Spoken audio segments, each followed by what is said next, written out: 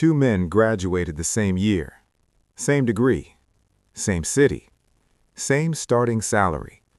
But 15 years later, one is drowning quietly, and the other could walk away tomorrow. Marcus Hill loved attention. The leased luxury SUV, the tailored suits, the rooftop dinners, the filtered photos. People admired him. They envied him. They assumed he was winning. Daniel Reyes didn't look like much. He drove an old pickup truck with rust on the bumper, wore the same winter coat every year, never posted online. At office parties, people whispered, if only he had more ambition. But here's what nobody saw. One of them built a life on applause. The other built a life on silence. And when the economy tightened, only one of them could breathe. If you value stories like this video and subscribe to the Wealth Fables. Comment below what state or city you're watching from. Now, let's get into the full story. Cleveland, Ohio. Gray skies most of the year, steel bridges over cold water, old brick buildings that have seen generations rise and fall. Marcus Hill grew up on the east side. His mother worked double shifts as a nurse's aide. His father drove city buses until his back gave out. Marcus made a promise at 16. I will never look broke again. He carried that promise like armor. After college, he landed a corporate sales job at a regional medical supply company downtown. Base salary plus commission. For the first time in his life, he was earning real money. The first bonus check felt like freedom. But to Marcus, freedom meant visibility. He leased a black luxury SUV, moved into a high-rise apartment overlooking Lake Erie, bought watches that gleamed under restaurant lights. Every purchase felt like proof. Proof that he escaped. Proof that he was no longer the kid from the east side. Proof that people should respect him now. And people did notice. His coworkers followed him on social media. Old classmates commented fire emojis. Family members said, "You made it." But at night, when the city went quiet, Marcus checked his banking app more than he checked his reflection. Minimum payments, lease obligations, credit card balances rotating quietly in the dark. Still, he told himself, this is what successful people do. Across town, in a modest neighborhood near Parma, lived Daniel Reyes. Same graduation year, same starting position, same base salary. But Daniel's childhood was different. His parents ran a small auto repair shop, nothing fancy, just oil changes and brake jobs. He grew up watching his father close the shop every night, count the cash slowly, and say one thing: money is not for showing, it's for staying. Daniel rented a small duplex, drove a 6-year-old sedan he paid for in cash, packed lunch most days. At work, he was steady, not flashy, not loud. He didn't talk about bonuses, didn't upgrade apartments every 2 years, didn't chase applause. When coworkers planned expensive steakhouse dinners, Daniel sometimes declined. Got other plans, he'd say. Those plans? Transferring money, quietly, consistently, month after month. Winter in Cleveland is unforgiving. The wind cuts through jackets, snow piles against doorsteps, heating bills rise. Marcus responded to winter with escape. Weekend trips to Miami, new coats, new boots. Daniel responded to winter by adjusting his thermostat down 2 degrees. Small choices, invisible choices. Tell me something. When nobody's watching, when no one to impress, who are you building for? The version of you that wants approval, or the version of you that wants peace? 15 years pass faster than you think. Cars age, buildings fade, trends change. But habits? Habits compound. And Cleveland was about to test both men in ways neither of them expected. It didn't happen all at once. It never does. At first, it was just a rumor floating around the office floors downtown. Restructuring, market slowdown, temporary adjustments. Marcus ignored it. He had just upgraded again, a newer SUV, a larger apartment, a watch he told himself was an investment. His lifestyle had grown quietly over the years, not in dramatic jumps, but in small, justifiable steps. A slightly better building, a slightly nicer restaurant, a slightly bigger vacation. Each time he earned more, he spent more. It felt natural. It felt earned. It felt necessary. After all, how could he go backward now? His social circle had changed. His image had solidified. People expected a certain version of Marcus, and expectations are expensive. Meanwhile, Daniel's life looked almost unchanged. Same neighborhood, same paid-off sedan, same modest routines. But under the surface, something very different was growing. Automatic transfers, quiet investments, years of consistency. He never increased his lifestyle just because his income increased. When he got a raise, he increased one thing only: the gap. The gap between what he earned and what he needed. Back at the office, the rumors became emails. Mandatory meeting, all staff. The conference room felt colder than usual. Executives spoke carefully. Market correction, cost optimization, department consolidation. Marcus felt a tightness in his chest. Sales had been slower the past quarter. Not terrible, just softer. But soft doesn't matter when companies get nervous. Names were called. Some immediate layoffs, some role eliminations, some temporary unpaid leave. Marcus wasn't fired, but his commission structure was cut almost in half. Half. His base salary stayed the same, but the bonuses, the lifeblood of his lifestyle, shrank overnight. He drove home in silence. Lake Erie looked darker than usual. That night, he opened his laptop. Rent, high. Car lease, high. Insurance, high. Credit cards, higher than he remembered. His fixed expenses didn't care about market corrections. They didn't adjust. They didn't sympathize. They demanded. Daniel received the same commission reduction. He drove home too. But his numbers told a different story. No car payment, low housing costs, no credit card balances, years of savings. The commission cut felt inconvenient, not catastrophic. That's the difference no one posts about. Marcus couldn't sleep.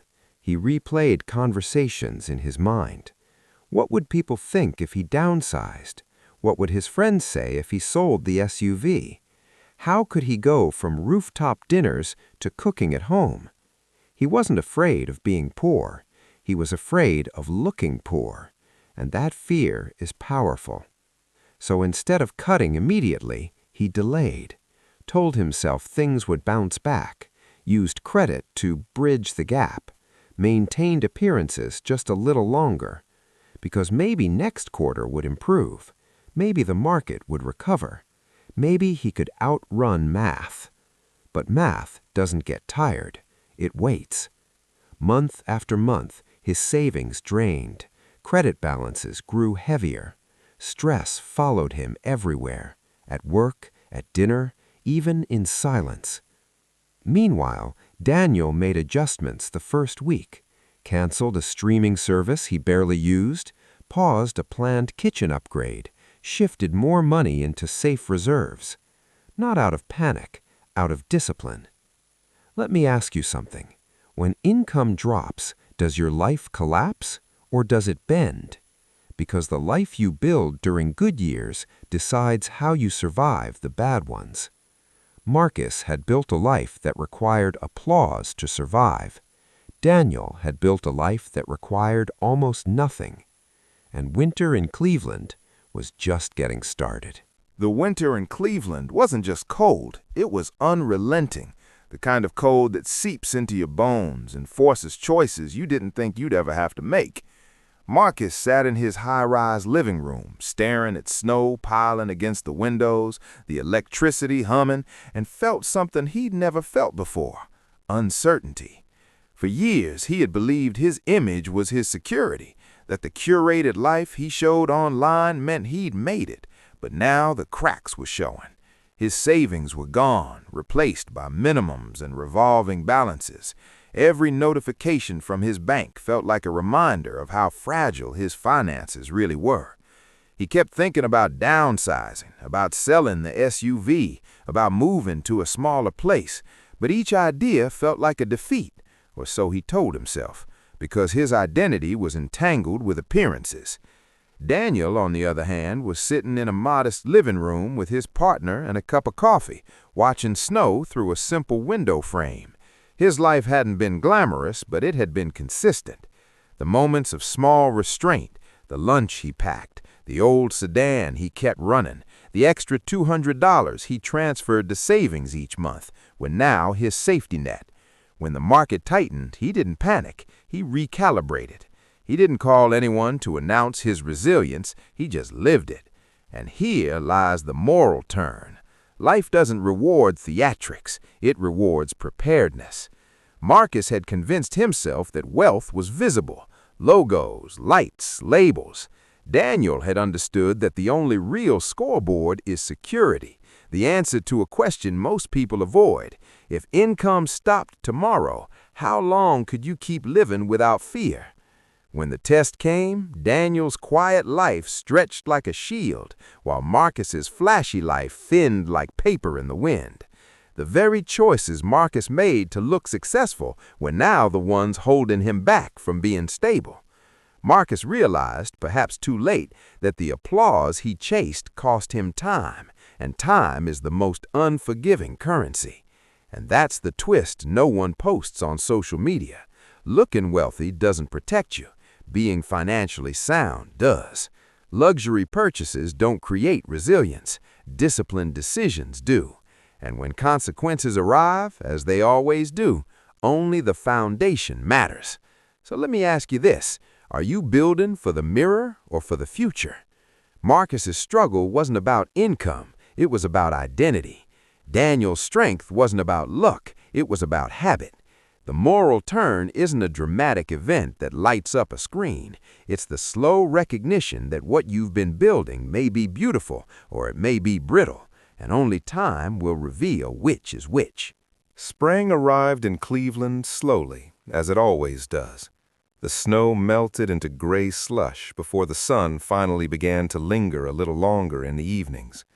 But while the seasons shifted outside, Marcus was still stuck in the winter he had created for himself. The credit cards were nearly maxed out, the commission cuts had become permanent. The company survived, but leaner, colder, less forgiving. And for the first time in his adult life, Marcus had to make a choice he had avoided for years: protect the image or protect his future. The SUV was the first to go. He told people he wanted something more practical. He laughed it off, made jokes about gas mileage, pretended it was strategic. But inside, it felt like peeling away armor. When he moved out of the high-rise months later, there was no announcement, no dramatic post, no explanation. Just a quiet relocation to a smaller apartment farther from downtown. Some friends stopped inviting him out as often. The rooftop dinners disappeared. The admiration softened. And what replaced it was something unfamiliar. Space. Financial breathing room. Not abundance, not yet, but space. The surprising part wasn't that people judged him. It was that most of them were too busy managing their own fragile lives to notice for long. The applause he once feared losing turned out to be temporary, shallow, forgettable. And that realization stung, because it meant he had sacrificed years chasing something that didn't even last. Daniel's life, meanwhile, barely changed on the surface. He still drove the same sedan, still lived in the same neighborhood, still packed lunch most days. But behind closed doors, the numbers told a different story. 15 years of consistent investing had quietly compounded. His emergency fund covered over a year of living expenses. His retirement accounts had grown large enough that, if he chose to, he could step away from corporate pressure entirely and take a lower-paying job without fear. He didn't announce it, he didn't upgrade his wardrobe, he didn't suddenly look rich, but he carried himself differently. Not with arrogance, but with calm. The kind of calm that comes from knowing you are not trapped. At work, something subtle shifted. During a tense quarterly meeting, when leadership hinted at further restructuring, Marcus felt the old anxiety flicker again, but this time it wasn't paralyzing. Downsizing had forced him to confront the truth. He began tracking his spending, cutting quietly, rebuilding slowly. It was humbling. There were nights he replayed old purchases in his mind, calculating what those dollars could have become if invested instead of displayed. Regret is a heavy teacher, but it teaches clearly. Daniel, sitting across the conference table that same day, listened without fear. If the job disappeared tomorrow, he would adjust. Not because he earned more, not because he was smarter, but because years ago he chose stability over spectacle. His co-workers still underestimated him. Some still assumed he lacked ambition. But ambition is often confused with visibility. Real ambition sometimes looks like restraint. The final revelation wasn't dramatic. There was no public embarrassment, no viral downfall, just two men standing at different emotional altitudes. One had learned that lifestyle inflation is a silent trap, tightening each time income rises. The other had learned that freedom grows quietly when expenses stay controlled, and the gap widens between what you earn and what you need. Months later, at a casual office gathering, someone joked about finally upgrading their car once bonuses returned. The room laughed. Marcus smiled politely. Daniel said nothing. But if you watched closely, you could see the difference. Marcus was no longer trying to impress. He was rebuilding. And Daniel had never needed to impress in the first place. The real result wasn't visible in their clothes or cars. It was visible in their posture. One had traded applause for stability. The other had chosen stability from the beginning. And in a city that has seen factories close and markets crash, stability is a quiet form of wealth. Because at the end of the day, the person who looks rich may be one paycheck away from panic, and the person who looks ordinary may be one decision away from freedom. The difference is rarely income. It's discipline. It's patience. It's the willingness to be underestimated today so you can be unshaken tomorrow. In the end, this was never really about SUVs, apartments, or watches. It was about identity, about the quiet question that follows most adults through their working years. Am I building something real, or am I just maintaining an image? Marcus didn't fail because he earned too little. He struggled because his lifestyle grew faster than his foundation. He believed that looking successful would eventually make him secure. But life doesn't reward appearances, it tests structure.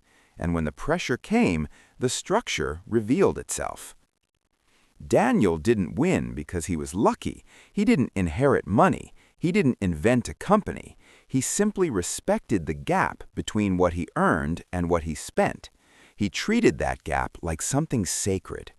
Over time, that small, consistent margin became options, and options became freedom. That's the quiet truth most people don't talk about. Real wealth is not the car in the parking lot. It's the ability to walk away from one. It's not the apartment with the best view. It's the ability to keep your peace when income changes. It's not the applause at dinner tables. It's sleeping at night without fear of the next bill.